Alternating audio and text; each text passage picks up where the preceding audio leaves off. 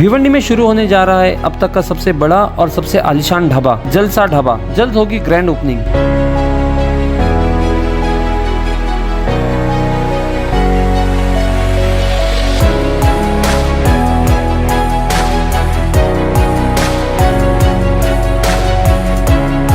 Test और खूबसूरती का एक बेहतरीन कॉम्बिनेशन।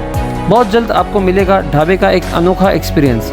ओनली एट निम्बोली नाका, ओल्ड नासिक रोड, भिवंडी। अजीत दादा पवार ने की 38 उम्मीदवारों की पहली लिस्ट जारी।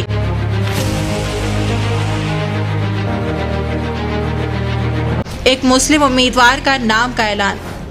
नजीब मुल्ला लड़ेंगे मुंब्रा कलवा सीट से चुनाव। सहमति असहमति के बीच एनसीपी अजीत दादा पवार ने अपनी पहली लिस्ट जारी कर दी।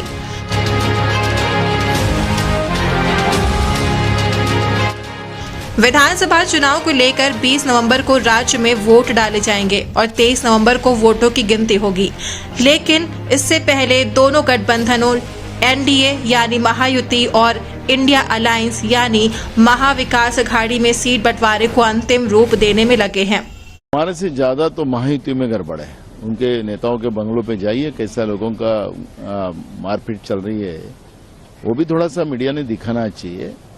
सीट शेयरिंग में प्रॉब्लम होता ही है, कार्यकर्ताओं का प्रेशर होता है, सब चीजों का प्रेशर होता है। नेताओं को लगता है कि नहीं भाई, कार्यकर्ताओं के सम्मान के लिए वो सीट लेना चाहिए। तो ये हमारा जो इशू है वो आजकल में क्लोज होगा। हमने बाला साहब थोराट जी को कल हमने ही बताया कि आप शरद पवार जी से और उद्धव जी से मिलके क्या बात है वो करके आइए। तो अभी उनके साथ भी मेरा मीटिंग है और मुझे लगता है कि आज और उसके बाद में हमारा महाविकास अघाड़ी का सीट शेयरिंग का भी मीटिंग है। 25-30 जगहों का प्रॉब्लम है, सॉल्व हो जाएगा। किस तरह से नाराजगी उद्धव जी जिस तरह से नाराज हैं? कभी कोई नाराजगी नहीं है, नाराजगी किसी के नहीं है। सीट शेयरिंग में इस तरह का होते ही रहता है। और आज मीटिंग आपकी किनके साथ होने वाली है? बाला साहब थोराट या बाकी और? महाविकास अघाड़ी का भी होगा। अभी थोराट साहब को हमने जो भेजा था, क्या उन लोगों ने मैसेज लाया, उसका मीटिंग एक होगा हमारा, बाद में सीट शेयरिंग का। बाद में ये बातें भी आई कि कुछ बीजेपी के नेता मिले हैं उद्धव जी को और ये सब चीजें बहुत सारा। अभी तो पोला बहुत फूटने वाला है। पोला फूटने वाला है। अभी खेल शुरू हुआ है।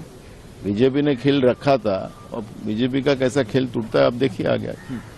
तो अभी संजय राउत का कहना है कि 210 सीटों पे बात क्लियर हो गई है, लेकिन बाकी मतभेद है। क्या मैंने कहा अभी हो जाएगा। आज हम लोग बैठ रहे हैं, आज डिसीजन होगा। दिल्ली से मुंबई तक बैठकों का दौर जारी है सीट शेयरिंग को लेकर। वहीं एक बड़ी खबर अब सामने निकल के आ रही है कि एनसीपी अजीत दादा पवार ने अपनी पहली 38 उम्मीदवारों की लिस्ट जारी कर दी है।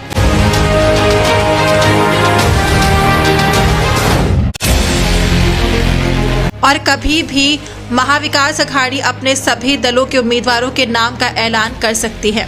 आपको बता दें 105 से 110 सीटों पर कांग्रेस, शिवसेना, यूबीटी 90 से 95 सीटों पर और शरद पवार की एनसीपी 75 से 80 सीटों पर चुनाव लड़ सकती है। जहां तक एनडीए यानी महायुति की बात है तो बीजेपी 152 से 155 सीटों पर, सीएम एकनाथ शिंदे की अगुवाई वाली शिवसेना 70 से 80 सीटों पर और अजीत पवार के नेतृत्व वाली एनसीपी अपनी पहली 38 उम्मीदवारों की लिस्ट डिक्लेयर कर दी है और बाकी बची सीटों पर जल्द ही नामों का ऐलान किया जाएगा। दोस्तों, इस पूरी सियासी घमासान में आपकी क्या राय है? साथ ही 23 नवंबर को राज्य में किस गठबंधन की सरकार बनेगी और किस गठबंधन को मुंह की खानी पड़ेगी? इस पर आपकी राय क्या है? हमें कमेंट सेक्शन में जरूर बताएं।